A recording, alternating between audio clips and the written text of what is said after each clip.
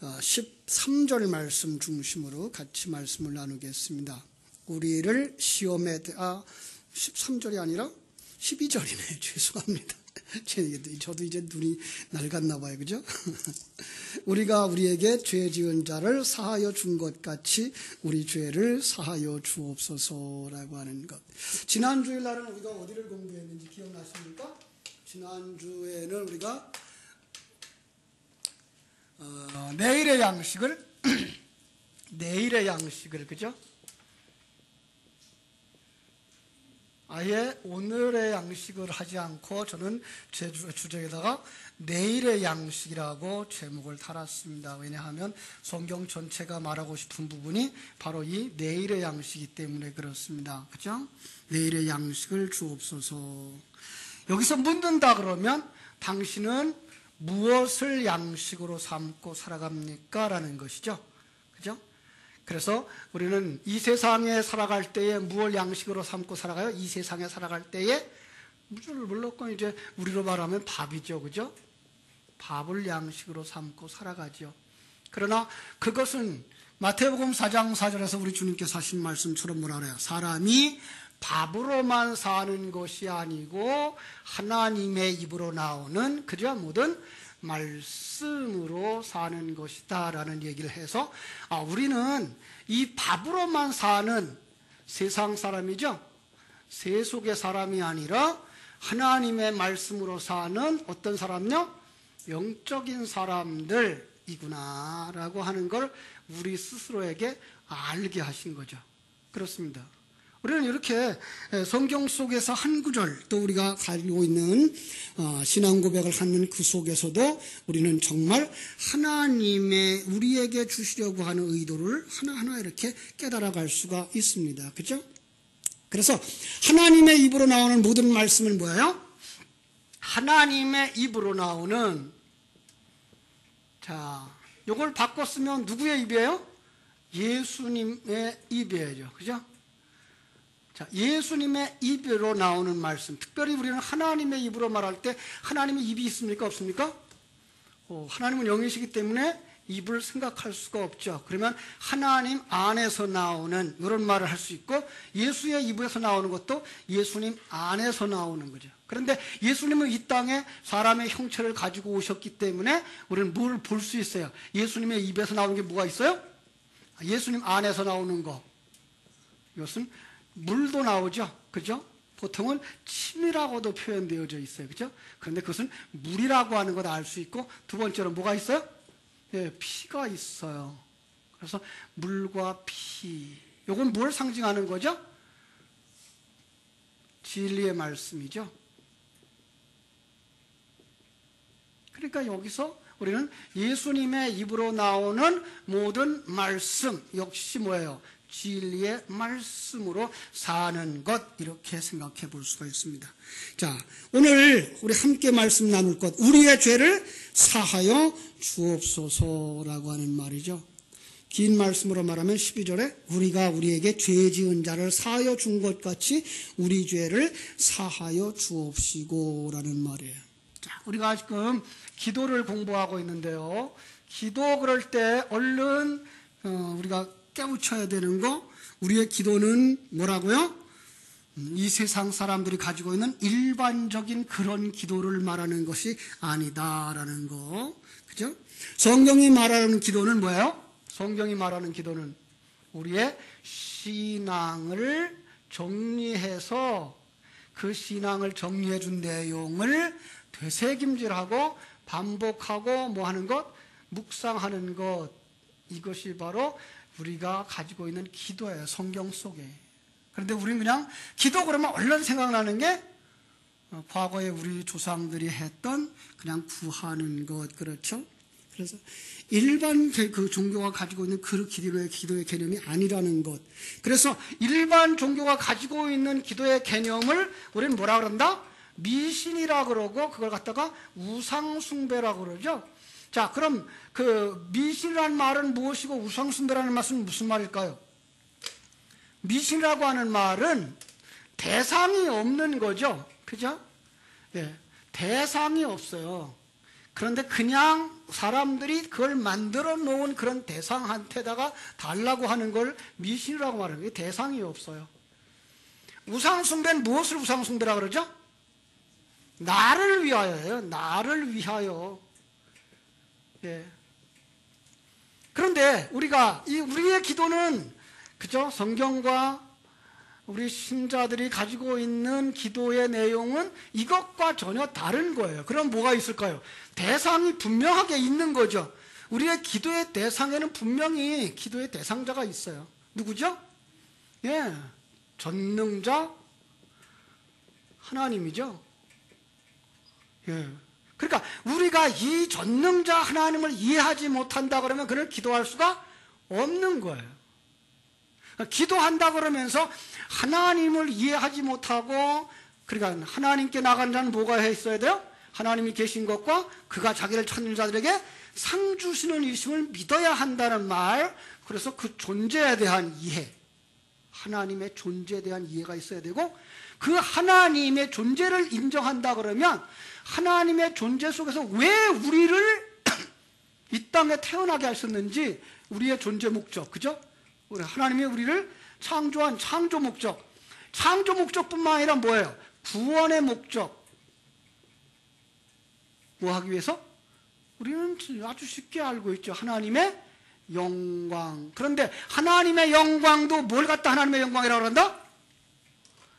내 자체에서 건강하게 살아가는 그것이 하나님의 영광이라는 거예요. 우리는 그냥 과거에 그랬어요. 잘 되어지고 높은 자리에 올라가고 성공했을 때 그게 영광 그랬는데, 성경이 말하고 있는 건 너를 누가 만들었다? 하나님이 만들어서 그 자리에서 꽃 피워라 이거예요. 당당하게. 이게 바로 하나님의 창조 목적을 아는 자들이죠. 그러나 그것은 나를 위하여서 하는 우상숭배가 아니고 누구를 위하여서 기도하게 돼 있어요? 그러면 하나님의 뜻이 이루어지기를, 그죠? 그러니까 하나님의 뜻이 이루어지기를 위하여 드리는 기도예요. 그런데 하나님의 뜻을 구할 줄 모르는 우리가 뭐가 되어버렸어요? 첫째는 전능자, 두 번째는 뭐예요? 우리가 자기가 죄인인 것, 타락한 자인 것을 알게 되는 거죠. 예. 그러니까 하나님을 안다고 하는 그 말 속에는 내가 누군지를 알게 되는 거죠. 예. 그러니까 나는 내 힘으로 아무것도 할 수 없고, 예, 이 보이는 세계 속에서의 어떤 것으로도 하나님을 기쁘시게 하거나 하나님의 목적을 다달할 수가 없다는 사실을 아는 것, 그게 뭐예요? 내가 죄인이라고 하는 걸 아는 거죠. 그렇습니다. 그리고 나면 우리의 죄를 구원하기 위하여 오신 누구를 알게 돼요? 구세주 예수 그리스도를 알게 되는 거죠. 그때서야 하나님에 대한 감사가 나오게 되는 거예요. 하나님이 얼마나 크신 분인지를 알고 내가 얼마나 작은 줄을 알면 알수록 내가 느끼는 은혜는 점점 커지는 거죠. 예. 거리로 말하면 하나님이 높은 곳으로 올라가면 올라갈수록 하나님과 나 사이의 십자가는 뭐예요? 점점 더 커지는 거죠. 예. 내가 얼마나 죄인인 것이며 하나님이 얼마나 위대한 분이신가를 알면 알수록 그 가운데서 구세주로 일하신 예수 그리스도의 은혜가 얼마나 큰지 알게 되는 거예요. 그렇습니다. 그리고 이제 우리에게 펼쳐졌던 모든 계시들을 통해서 누구를 알게 하여? 이 진리가 내게 적용되게 하시는 성령님의 역사를 알게 되는 거예요. 결국은 성부와 성자와 성령과 관계를 알고 나가서 하나님의 뜻이 이루어지기를 소원하는 것이 바로 우리들의 기도가 된다는 거예요. 그죠? 이럴 때에 우리가 바로 이것이 이루어지기 위하여 뭐가 필요해요? 이것이 이루어지기 위하여 하나님이 주시는 양식, 예, 진리의 말씀을 사모하게 되는 거지. 이게 심령이 가난한 자가 되는 거예요. 그래서 하나님의 말씀을 사모하고 그 말씀을 주어지면 그 말씀을 되새김질하는 거예요. 그게 뭐하도록 되씹고 해서 내 속에 양분이 되어지고 그 생명이 되어질 때까지 반복해서 되씹는 작업을 하게 되는 거죠. 그죠? 그것이 기도인 거예요. 그렇습니다. 기도 자체가 바로 여기에 있는 거예요. 여기에 필요한 것을 구할 때에 그건 하나님께로부터 구한 대로 받는다라는 말씀을 사실 마태복음 7장 7절, 8절, 9절에서 한 거예요. 볼까요? 마태복음 7장 7절, 8절, 9절. 구하라 그리하면 너에게 주실 것이요 찾으라 그리하면 찾아낼 것이요 문을 두드리라 그러면 너에게 열릴 것이니 구하는 이마다 받을 것이요 찾는 이를 찾을 것이요 두드리는 이에게 열릴 것이니라 이렇게 말씀하고 있죠. 그 다음에 우리가 잘 아는 것 11절 너희가 악한 자라도 좋은 것으로 자식에게 줄 줄 알거든 하물며 하늘에 계신 너희 아버지께서 구하는 자에게 좋은 것으로 주지 않겠느냐라고 말씀하시는 거예요. 그래서 이 좋은 것은 누가복음 11장 13절에 가면 뭐를 주신다? 성령을 주시지 않겠느냐. 성령은 또 뭐예요? 요한복음 6장 63절 바로 하나님의 말씀, 진리의 말씀이라고 하는 것 깨달아 알게 됩니다. 오늘 내용의 시작 바로 여기서부터 이제 시작하게 되는 것입니다. 여기서 누가 뭘 알아요? 자기가 성부와 성자와 성령의 역사를 알면 자기가 죄인인 것을 깨달아 아는 거죠. 그렇죠? 그래서 자기가 죄인인 것을 깨달아 알 때에 그는 거기서 우리의 죄를 사하여 주옵소서라고 하는 기도를 할 수 있는 거예요. 그러니까 이 성령이 임하고 진리가 있고 하나님이 있고 구세주가 있는 것을 깨달아 아는 사람만 뭘 할 수 있는 거예요? 이 기도를 할 수가 있는 거예요. 그렇습니다. 여기서 우리의 죄라고 하는 말을 쓸 때 자, 이 죄라고 하는 말 여러분 많이 들으셨죠? 영적으로 우리가 많이 해석, 단어 해석을 할 때에 두 가지의 죄가 있어요. 하나는 오페일로라고 하는 원어가 있고요. 하나는 하마르티아라고 하는 원어가 있어요. 되죠? 오늘 바로 마태복음 6장 12절에서는 이 죄라는 말을 이 오펠레마라는 말을 써가지고 그 뿌리를 찾아가면 오페일로라는 단어인데 이것이 또 다른 그 의미를 가지고 있어요. 빚이라는 의미도 가지고 있어요. 빚진 자들이에요. 그래서 우리가 빚진 것을 탕감하여 주옵소서라는 이야기가 되는 거예요. 자, 마태복음 우리 18장에 가면은 이런 비유를 볼 수가 있죠. 우리 한번 찾아볼까요? 마태복음 18장. 18장에 가면 21절에서부터 35절까지의 비유가 하나 나와요. 자, 길어서 읽지는 않을게요. 그 내용 설명하면 베드로가 예수님께 묻죠. 친구가 형제가 내게 죄를 범하면 몇 번쯤 용서해 주면 됩니까? 유대인들은 그 당시에 3번까지라고 그랬대요. 그래서 우리는 한 7번쯤 용서하면 됩니까? 라고 했더니 예수님 뭐라 그래요? 아니 70번에 7번까지라도. 이 말을 그럼 끝까지 이런 말이나 490번 491번째는 용서 안 해도 되는 거예요? 그런 의미가 아닌 거예요. 이 말은 이제 그 다음 얘기를 해줄게요. 그 다음 얘기에 그래서 예를 들죠. 어떤 임금이 결산을 하는데 10,000달란트를 빚진 자 한 사람을 데려오니까 그 사람 갚을 게 없는 거예요. 그래서 주인이 말하죠. 다 팔아라. 몸도 팔고 아내도 팔고 자식도 팔아서 세상에 네 거라고 생각하는 거 다 팔아서 갚아라. 종이 엎드려서 가라죠. 참으세요. 다 갚을 겁니다. 그런데 주인이 보니까 평생을 갚아도 못 갚아.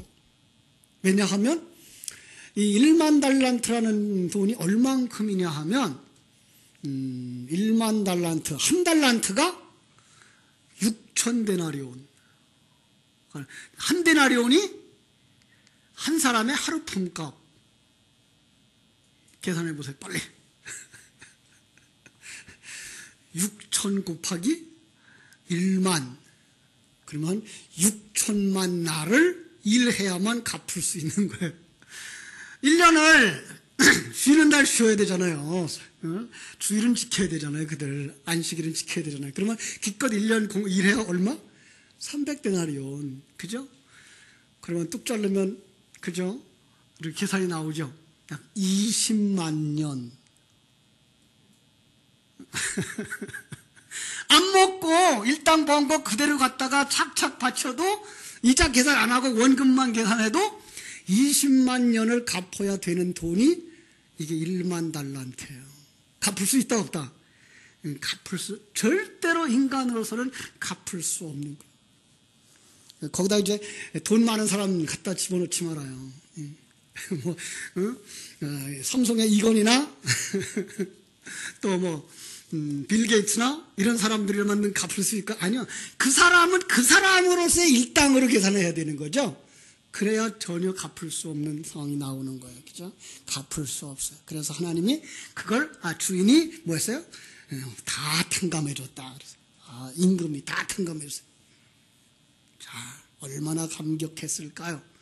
그 탕감이 뭔 줄 알았다면 그는 정말 거기서 너무나 좋았을 거예요. 춤이라도 추었을 거예요. 그죠? 근데 그가 집으로 돌아가다가 100데나리온의 그 빚진 친구를 만난 거예요. 100데나리온은 며칠? 석 달 열흘. 그죠? 석 달 열흘. 그러니까 기껏 해봐야 석 달 동안만 일하면 그저 갚을 수 있는 이런 품삯을 이제 빚진 자를 데려다가 갚을 때까지 너 못 나와. 그리고 옥에다가 넣었다라 그러는 거예요. 자, 그랬더니 주인이 이걸 알고 그를 도로 잡아다가 감옥에다 가두고서 빚을 다 갚을 때까지 감옥에서 가두라 그랬어요. 그러면 그 사람은 그 감옥에서 나올 수 있는 거예요? 못 나오는 거예요? 못 나오는 거예요. 그게 어디예요? 감옥이? 지옥인 거예요. 그러나 우리가 하나님이 그렇게 용서해 주셨는데도 불구하고 그 용서에 대한 감격을 모르는 자는 구원받은 자가 아니라고 하는 거예요. 그렇죠? 여기 빚이라고 하는 단어가 죄라고 하는 똑같은 단어, 오펠리온이라고 하는 말로 쓰여져 있는 거예요. 오펠로라고 하는 말의 뿌리는 바로 그 빚이라는 말이고 죄라고 하는 말이에요. 자, 그런데 한 번쯤 우리가 성경을 이렇게 뒤져보자고요. 18장은 어떤 얘기를 하고 있는 거예요? 지금 18장 15절부터 20절의 얘기에서 연결되어지는 거예요. 18장 15절부터 20절에서 무슨 얘기를 했어요? 형제가 죄를 범하거든. 이거 오해하는 본문이에요. 요거 지금 한국 교회는 이렇게 지금 교회를 치리하려고 그러고 있어요. 어떤 내용이죠? 한 사람이 죄를 범하면 가서 권하고, 그래도 듣지 않으면 증인을 하나 데리고 가서 두세 사람이 증인 삼아서 가서 권하고, 그리고 듣지 않으면 뭐 하라고요? 교회에 말하여서 교회가 재판국을 설치하고 불러다가 그러하여금 잘못했다고 하게 하고, 아니 그것도 하지 않으면 뭐 하라고요? 내쫓아라. 내쫓아라. 이렇게 생각하고 있는 거죠. 그죠? 성경 이야기의 배경은 그렇지 않아요. 성경 배경의 이야기는. 이 이야기를 어디서부터 왔는가를 쭉 보려면은 16장부터 가야 돼요. 사실 16장. 자, 16장, 마태복음 16장 그러면 여러분 잘 아시는 베드로의 신앙 고백 나오죠? 주는 그리스도시여 살아계신 하나님의 아들이십니다 라는 고백을 딱 했더니 예수님이 너무너무 좋아. 우리 제자들이 내 상황을 아는구나. 그래서 그에게 나는 이제 십자가 지고 죽을 거야 라는 얘기를 딱 했더니 베드로가 가로막죠. 탁 막으면서 뭐라 그래요? 안 됩니다. 안 됩니다. 응? 주님이 죽으면 우린 뭐가 됩니까? 그 화를 내면서 책망을 했다라는 단어를 써요. 예수님을 책망을 한 것. 왜 그랬을까요? 그들은 지금 어떤 그림을 그려주고 있는 거면 아직 영적인 눈이 열려지지 않은 자들. 제자들은 언제 영적인 눈이 열려지죠? 사도행전 2장으로 가서 오순절이 되어져야 영적인 눈이 열려지는데 그 이전의 제자들은 영적인 눈이 안 열려진 상태의 그림이에요. 그러니까 영적인 눈이 안 열려진 그들이 메시아를 기다리는 건 어떤 메시아일까요? 그 땅에, 이 땅에 다윗 왕국을 다시 재건하는, 이 땅에 말은 다윗 왕국이지만 지금 누구 왕국을 만들고 싶은 거예요? 내 왕국을 만들고 싶은 그런 사람들인 거예요. 그죠? 그래서 완전히 일반 종교인들의 욕망인 거죠. 그랬더니 예수님이 뭐라 그래요? 사단아, 내 뒤로 물러가라. 사단, 어떤 걸 갖다 사단이라고 그런다고요? 내가 하나님의 일을 생각지 아니하고 사람의 일을 생각하는구나. 그러면서 이제 24절부터 28절까지를 가르쳐 주신 거예요. 그래서 이제 16장 이제 마지막 절까지 쭉 가르쳐 주셔요. 뭘 가르쳐 줬을까요? 십자가 지라고, 죽으라고, 세상보다 하나님을 더 사랑하라고. 죽으라는 소리만 하면 이제 기분 나빠지는 거죠. 목사님 또 죽으라 그런다고. 아니 내가 죽으라 그러는 게 아니라 성경이 죽으라 그런다니까요. 제자들이 거기서 기가 푹 꺼진 거예요. 코가 석자나 빠진 거예요. 그랬더니 예수님이 그를 데리고서 이제 17장에서 어디로 가요? 변화산으로 올라가는 거예요. 변화산에 올라가서 그들에게 정말로 영적인 그 믿음, 영적인 관점에서의 믿음과 용기를 주려고 쭉 이제 가르쳐 주는 거예요. 그리고 이제 17장에서 거기서 내려오면서 또다시 한번 이제 14절부터 20절까지 해서 간질 걸렸던 아이를 고쳐주는 그 상황, 그건 나중에 설명해 드릴게요. 이건 굉장히 중요한 거예요. 믿음이 뭔지를 가르쳐 주는 건데 그걸 쭉 설명해 주면서 이제 또 쭉 내려와서 표적을 하나 보여주죠. 그게 이제 24절부터 27절에 나오는 성전세 내는 얘기예요. 성전세가 무엇인지 아세요? 성전세 주민세예요. 우리들의 주민세. 그러니까 이스라엘 백성들은 모두 다 반세겔의 세금을 내야 되는 거예요. 그리고 반세겔의 세금을 낸다는 말은 너는 하나님 나라의 백성이야라는 거예요. 그러니까 그걸 누구도 다 낼 수 있는 거예요. 누구도 다. 얼마나 작은 돈인지. 그런데 그걸 예수님이 주머니에 분명히 돈이 있었을 텐데 그걸로 내라 그러지 아니하고 어디로 가라 그래요? 응? 바다에 가서 뭐예요? 낚시를 던져. 그 고기를 잡으래. 그것도 그 중에서 어떤 고기를 잡으라고요? 입에 동전 하나 물고 나오는 고기. 여러분 그거 얼만큼 시간이 오래 걸리면 낚시를 해가지고 그 동전 물고 나오는 물고기를 잡을 수 있을까요? 그런데 그렇게 되어져서 그걸 갖다 바쳤을 거예요. 그럼 그건 뭐 얘기하는 거예요? 이건 하나님이 하는 거야 라는 거예요. 너 반세겔이라고 말하지만 그것이 너희들의 생명값이라고 말하지만 그것조차도 하나님이 주시는 거야. 너희들의 구원은 하나님이 하시는 거야를 철저하게 가르쳐 주는 거죠. 그죠? 구원은 바로 하나님의 은혜란다. 자, 그랬더니 또 거기서 누구와 누구를 위하여서 그 한 세겔을 갖다 내라 그러죠? 예수님과 또 베드로. 그러니까 또 그 제자들끼리 또 씨름이 났어요. 왜? 누가 큰 거야? 베드로가 큰 거야? 돈꽤 맡은 유다가 큰 거야? 예수님 품 안에서 늘 놀고 있는 요한이 큰 거야? 라고 누가 크냐고 자꾸만 씨름을 하는 거예요. 그들은 아직도 세상의 관점 가지고 그냥 가고 있는 거죠. 오늘 우리들도 그러진 않나요? 우리도 그냥 교회 안에서 믿음 있다라고 말하지만 가끔은 그냥 누가 더 키재기를 하고 있는 거, 누가 더 믿음이 있냐 없냐 그러고서 키재기 하고 있는 거 똑같아요. 그랬더니 예수님이 이제 18장에서 어린아이를 하나 딱 데려다 놓죠. 그런데 그 어린아이가 사실은 이 파이디온이라고 하는 말인데 갓난아기예요. 갓난아기를 데려다 놓고 뭐라고 말씀하시는가 하면 18장 3절 진실로 너희에게 이르노니 너희같이 돌이켜 어린아이들과 같이 되지 아니하면 결단코 천국에 들어가지 못하리라. 어린아이와 같지 아니하면 이라는 말을 쓰고요. 그 다음에 5절에서는 누구든지 내 이름으로 이런 어린아이 하나를 영접하면 곧 나를 영접함이니 라는 말을 해요. 여기 아주 깊은 의미가 담겨져 있어요. 자, 어린아이와 같이 되래요. 무슨 뜻일까요? 어린아이, 갓난아이 같이 되래요. 여기서 갓난아기는 자기 것 내놓을 게 있다 없다? 없어요. 그러니까 나는 아무것도 아니고 나는 누구만 의지해야 돼요. 엄마 아빠 없으면 큰일 나는 거예요. 이렇게 하나님을 바라보고 나가는 자처럼 되지 않으면 천국에 들어가지도 못한다. 거기서 한 걸음 더 나아가서 이런 어린아이를 영접하지 아니하면이에요. 자, 영접의 개념 속에서는 많은 사람들이 이런 얘기를 해요. 내가 그를 통해서 어떤 걸 얻기 위하여 내 안에 모셔 들어온다는 거예요. 그러니까 너는 어린아이를 내 도움을 줄 수 있는 존재로 받아들인다 그러면 너는 뭐예요? 어린아이 중에서도 어린아이가 되는 거죠. 그러니까 나는 있어요, 없어요? 나는 없는 거예요. 예. 그 사람이 뭐한 사람이에요? 예수님을 영접한 자라는 거예요. 그러니까 예수님을 영접했다고 말하는 그 사람은 나라는 존재는 부인되어진 존재를 얘기하고 있는 거예요. 그죠? 자, 이렇게 말하면서 뭐라고 말하는가 하면 6절, 7절.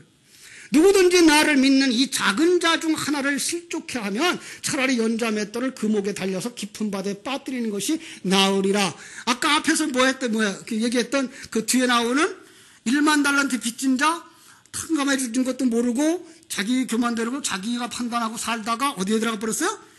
감옥에 갇힌 그 모습과 똑같은 거예요. 거기선 자의적으로 나올 수가 있다 없다. 거기는 자의적으로 나올 수 없는 거예요. 이게 누구의 모습이에요? 우리들의 현재 상황이라는 거죠. 그렇습니다.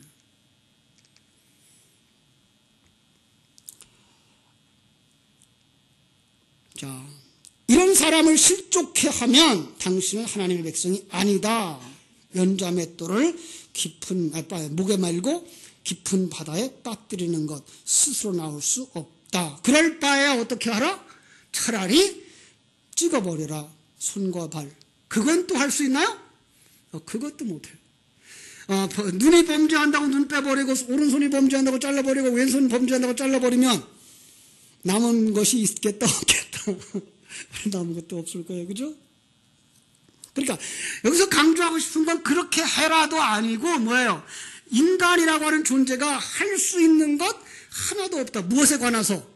구원에 관해서, 하늘나라 가는 것에 관해서는 인간의 힘으로 하나도 할 수 없다. 그러면서 12절과 13절에서 무슨 얘기를 하는가 하면 길 잃은 양이 얘기를 하면서 목자가 가서 찾아오는 거야 라고 말씀하는 거예요. 그러면서 하나도 잃지 않는 거야. 그러니까 하나님은 자기 백성을 잃는다 안 잃는다? 하나도 잃지 않는 거예요. 그죠? 그래 놓고는 이제 15절로 35절 이야기가 나오는 거예요. 사람이란 남을 용서할 수 있는 존재가 아니야를 가르쳐 주는 거예요. 이거는 용서해라가 아니라 용서하게 돼요. 그런데 근본은 뭐부터 얘기하고 있는 거예요? 지금 근본은 인간은 용서할 수 있는 존재가 아니야 라고 얘기를 하는 거예요. 그러니까 여기서 용서라고 하는 그 이야기도 우리는 더 깊은 내용이 있는데 우리는 그냥 사람들이 그래 용서해 줄게 이 정도로 생각을 하는 거예요. 부모님들이 자식을 용서해 주죠. 그런데 두 번째, 세 번째 똑같이 죄를 지으면 뭐라 그러죠? 또 이거 세 번째야. 그럼 첫 번째, 두 번째 용서한 거예요? 안 한 거예요? 용서 안 한 거예요. 쌓아놓은 거지. 예. 그러니까 용서라고 하는 건 그걸 그냥 뿌리째 뽑아버려야 되는 거예요. 생각도 하지 않아야 되는 거예요. 그런데 우리는 그렇게 못한단 말이에요. 그래서 우리는 용서할 수 있는 존재가 아니고 용서를 받아야만 하는 존재라고 하는 걸 가르쳐 주는 거죠. 그죠? 누가복음 10장에서 나왔던 율법사의 이야기와 같은 거예요. 누가복음 10장에 율법사가 와서 예수님께 물어보죠. 내가 무엇을 하여야 영생을 얻으리까? 그러죠. 그러니까 이 사람은 뭐야? 내가 뭘 하면 영생을 얻을 수 있다라고 말하죠. 그래서 예수님이 물어죠. 너가 율법사 아니냐? 그러니까 너 율법사라면 알 거다. 어떻게 하라 그랬니? 그리고 어떻게 가르쳤니? 이 사람 잘 정리했어요. 주님이 하셨던 말씀을 그대로 해요. 그죠? 하나님을 사랑하고 이웃을 사랑하는 겁니다. 그랬더니 예수님이 뭐라 그래요? 가서 해라. 사실은 가서 해봐야 자기가 할 수 없는 존재인 걸 알 수 있는 거죠. 그죠? 가서 해봐라. 그랬더니 이 친구가 한바탕 한 걸음 더 나서서 하는 말이 내 친구가 누군지만 가르쳐 주세요. 내가 할게요. 그랬더니 예수님이 뭐라 그래요? 그에게 쭉 가르쳐 주는 거예요. 어떤 사람이 여리고로 내려가다가 강도를 만나서 죽게 됐던, 다 죽은 거예요. 왜냐하면 지나가던 사마리아인이 도와줄 때 그 도움을 받는다고 하는 건 그들은 요만큼만 움직일 힘이 있어도 절대로 이방인의 도움, 사마리아 사람의 도움은 안 받아요. 그러니까 그 사람은 그 도움을 받았다고 하는 건 정말 죽은 상태를 의미하는 거예요. 이게 우리들이잖아요. 우리예요. 자, 그런데 거리로 제사장도 지나가고 레위인도 지나가요. 전에 한번 얘기했어요. 왜 지나갔다고요? 지금 그 사람이 요구하는 건 뭐예요? 영생을 얻으려고 그러니까 하나님의 생명인데 제사장이 하나님의 생명이 없어요. 그래서 주지 못하니까 피하여 가는 거예요. 그 그림인 거예요. 레위인도 역시 마찬가지예요. 그에게 하나님의 생명을 줄 수 있는 자가 아니어서 그냥 지나가는 거예요. 근데 거기에 누가 오죠? 사마리아 사람이 와요. 예. 그 사마리아 사람은 다 바로 예수님은 이 땅에 사마리아 사람처럼 취급을 받았어요. 한 번도 유대인의 취급을 하지는 않았어요. 바로 이런 부분이에요. 자, 그러면서 이제 예수님이 뭐라고 묻죠? 이 강도 만난 자의 이웃이 누구니? 자, 그러면은 보세요. 내 이웃이 누굽니까? 라는 말과 강도 만난 자의 이웃이 누굽니까? 라는 말을 그대로 병렬로 놓으면은 내가 누구예요? 강도 만난 자예요. 예, 요 그림이에요. 그러니까 너는 네가 뭘 해서 영생에 이를 수 있는 자가 아니라 네가 사마리아 사람이라고 여기는 예수 그리스도의 복음을, 그의 수고를, 그의 의의 옷을 그대로 받아라. 그가 흘린 피에 의해서 네가 살아나야 된다라고 하는 얘기를 해준 거예요. 바로 그런 그림을 이렇게 탁 가르쳐주고 있는 거예요. 그렇습니다. 성경이 말하고 있는 중심과 우리가 생각하고 있는 중심이 이렇게 달라요. 그래서 성경을 이해하기가 참으로 어려운 거예요. 자, 이제는 죄라고 하는 문제를 한번 정리해 놓고 가겠습니다. 성경이 말하고 하는 죄는 우리가 생각하는 윤리 도덕의 죄를 이야기하지 않아요. 예, 이 부분이에요. 우리가 보통은 그때에 쓰는 단어를 이제 하마르티아라는 말을 써요. 죄라는 말을 쓸 때. 그 죄 하마르티아가 뭐예요? 목표를 못 맞춘 것, 관역을 벗어난 거예요. 그럼 그 목표, 그 관역이 뭘까요? 금방 얘기했던 하나님의 뜻이에요. 그죠?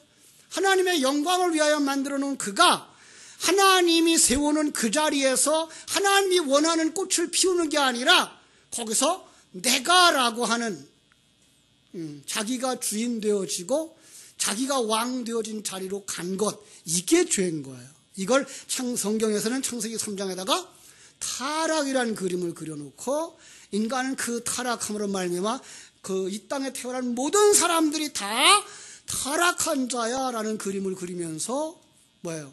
자기가 왕 되어지고 하나님이 원하는 그 의를 떠나서 불의한 자리에 들어간 거야를 가르쳐 주는 거예요. 이게 죄예요. 그러나 가장 중요한 건 뭐예요? 왜 하나님을 떠나요? 인간이 너무 잘나서. 그러니까 하나님이 이건 실수하신 거예요, 확실히. 인간을 너무 잘 만들었어요. 이 다음에 이제 여러분 가보시면 알아요. 천국에 가시면 하나님이 우리를 얼마나 잘 만들었어요? 창세기 1장 26절로 28절에서 제가 말씀드린 것처럼 하나님의 형상대로. 그러니까 여러분 속에 하나님만 들어가면 여러분은 바로 하나님처럼 살 수 있는 하나님의 형상대로 지음받은 거예요. 하나님보다 조금 못하게 만들었어요. 하나님이 내 안에, 내가 하나님 안에 들어가는 이런 영적 세계에서는 하나님인지 나인지 모르는 그 교제의 단계까지 우리를 만들어놨어요.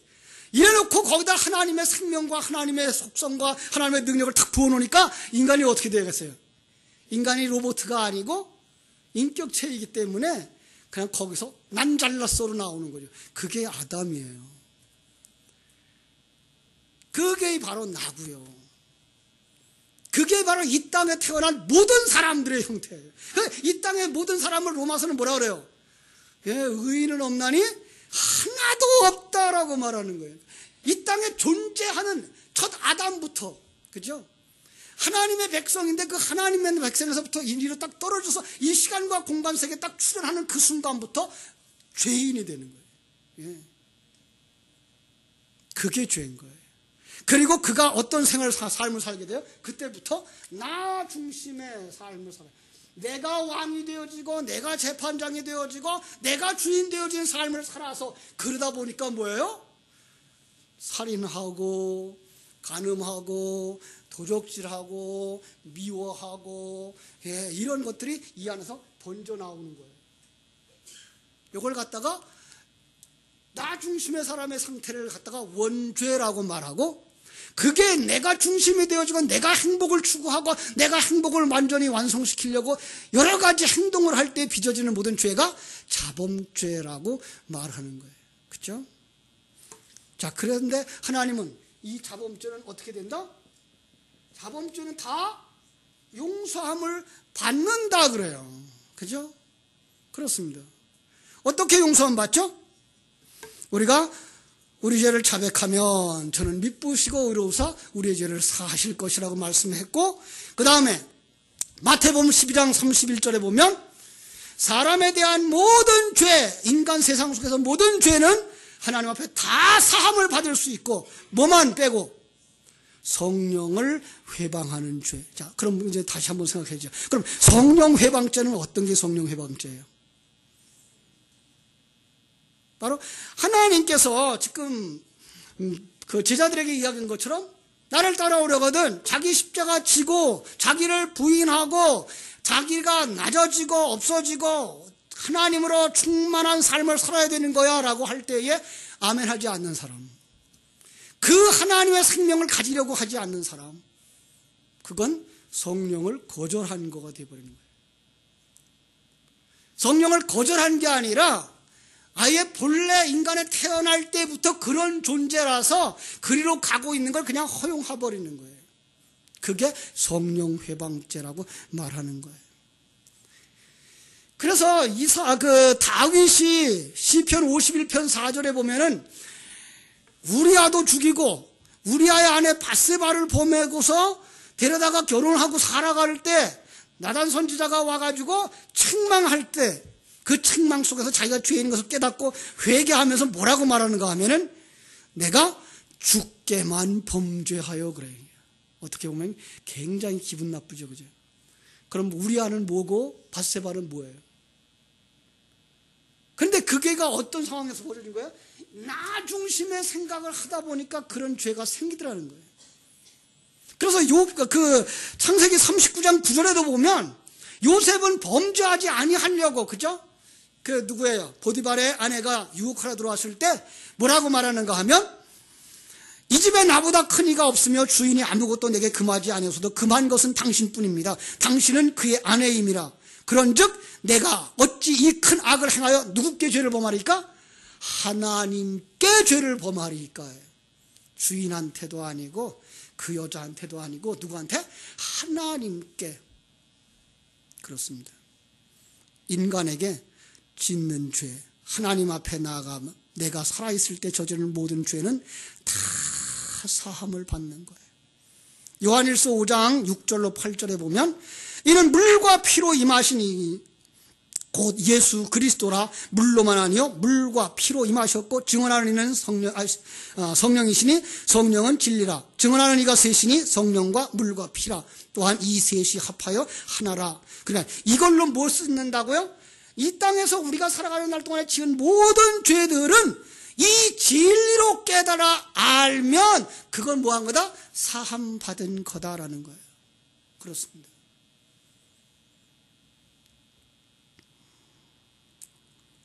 자, 이제 시간이 없어서 짧게 정리를 할게요. 그런데 성경은 뭐라고 말하죠? 우리에게 죄 지은 자를 사하여 준 것 같이 우리 죄를 사하여 주옵소서라는 기도로 내려가는 거예요. 자, 오해하면 내가 용서하면 하나님이 나도 용서하고 내가 용서하지 않으면 하나님 나 안 용서해. 그러죠? 맞아요. 글자 그대로는 맞아요. 그런데 우리는 이 세상의 영역 속에서 용서를 할 줄 아는 사람이다, 없는 사람이다? 할 수 없는 사람이. 그럼 우리는 용서받기 틀렸네요, 이제. 네? 이렇게 오해가 되면 할 말이 없어져요, 그죠? 그런데 우리는 이 땅의 성도들은, 이게 불신자는 그래요. 그런데 성도들은 여기서부터 달라져요. 성도들은 예수님과 하나 된 분들이 맞죠. 그렇습니다. 예수님과 하나 되었어요. 예수님이 십자가에서 죽고 다시 살아남으로써 그 하나 된 존재. 그런데 누가복음 23장 34절에서 예수님 선언하죠. 아버지여 저들을 사하여 주옵소서. 자기들이 하는 것을 알지 못함이니이다. 그래서 예수님은 뭐 했어요? 우리는 뭐 했어요? 예수 안에서 그들을 용서한 자가 된 거예요. 자, 용서한 사람. 그럼 우리는 뭐 한 사람이요? 용서받은 사람인 거예요. 잘 들어보세요. 그럼 지금은 이제는 용서 안 해도 되는 거예요? 아니에요. 이제는 바로 아버지여 저들을 사하여 주옵소서 자기들이 하는 것을 알지 못함이니다라는 그 고백을 우리는 십자가 위에서 하는 사람들인 거예요. 해야 되는 거예요.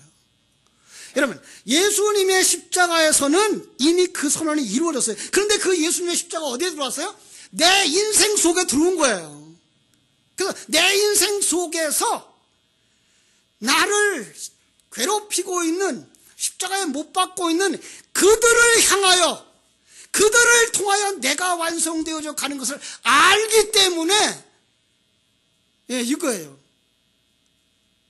저들을 용서하여 주옵소서. 저들은 그저 하나님의 도구로 쓰일 뿐입니다의 용서가 나오는 거예요.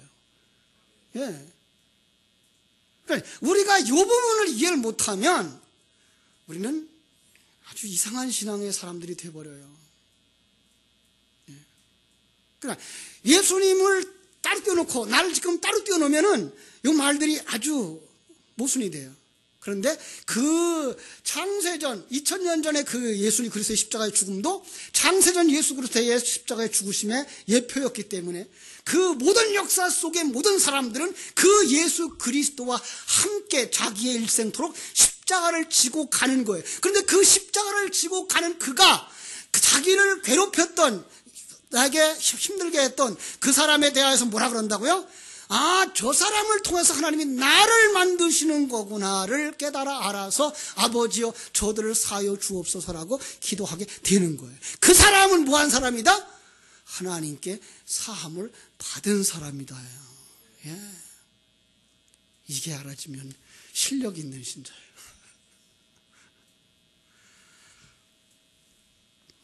그래서 이 기도를 할 수 있는 사람은 먼저 자기의 신분이 확인되어져요. 아, 내가 하나님의 자녀구나. 내가 예수 그리스도와 함께 지금 십자가를 지고 가는 인생을 사는구나. 이게 확인되어지고, 그것 때문에 하나님이 내 환경과 사람과 사건들을 통해서 나를 만들어 가시는구나가 확인되어지고, 더 나아가서 그 사랑을 가지고 다른 사람에게 줄 때 다른 사람도 뭐 하게 되는 거예요? 그 사랑을 받은 자가 되어지면 그 사람이 하나님 앞에 뭐한 사람이 되어져요? 죄 사함 받은 사람이 되어졌을 때 나는 그 사람을 용서한 사람의 개념이 또 발생하는 거예요. 그렇습니다. 바로 바꿔 말하면 그가 당신이 전해준 복음을 듣고 하나님 앞에 용서받는 자가 되었다면 빚을 탕감받는 자가 된 거죠. 그렇다면 당신은 이미 빚을 탕감받은 자인 거예요. 그렇습니다. 그냥 둘 우리가 오늘 기억하고 가시면 돼요. 아, 나는 지금 예수 그리스도와 함께 십자가를 지고 예수님처럼 나를 만드는 사람들을 하나님의 도구로서 바라보기 때문에 아버지여 저들을 사하여 주옵소서. 저들이 하는 일을 모릅니다라는 기도를 할 수 있어야 되는 거구나. 용서죠. 또 하나는 내가 받은 그 용서의 복음을 이웃에게 전해줌으로 말미암아 그가 하나님 앞에 죄 용서함을 받는다면 그게 바로 내가 그를 용서한 것이 되어지는 것이고, 나도 그 용서의 복음을 가진 자, 용서를 받은 자가 되어지는 거예요. 이것이 바로 우리의 죄를 사하여 주옵소서. 특별히 우리가 우리에게 죄 지은 자를 사하여 준 것 같이 우리 죄를 사하여 주옵소서의 깊은 뜻인 것입니다. 여러분, 그 은혜의 복음에 충만해지고, 그리고 이제까지 여러분을 힘들게 했던 그 어떤 사람들의 아픔들을 다 용서하시고 내려놓으시고, 더 나아가서 우리 주변에 복음을 전함으로 말미암아 그들을 하나님 앞에 용서받게 하셔서 용서의 복음을 당신이 가진 것이 누려지게 되기를 주님의 이름으로 축원합니다. 기도하겠습니다. 하나님 우리 아버지 크신 은혜와 사랑을 감사드립니다. 하나님께서 오늘도 우리가 우리에게 죄 지은 자를 사하여 준 것 같이 우리의 죄를 사하여 주옵소서라고 하는 깊은 이야기를 이렇게 우리에게 해주셨습니다. 정말 이것이 깨달아지게 해주시고 이것이 정리되게 해주셔서 너무나도 감사하고 감격하며 기뻐할 수 있는 용서받은 자의 삶을 누리는 성도들이 다 되게 하여 주시옵소서. 예수님의 이름으로 기도하옵나이다. 아멘. 260장 찬송드립니다. 260장 찬송 후에 오늘 이 시간을 한번 통성으로 기도할 텐데요. 하나님 우리의 죄를 사하여 주옵시고 우리가 아직도 용서하지 못한 이들이 있다면 용서할 수 있게 해주시고 그리고 우리가 용서의 복음, 사랑의 복음을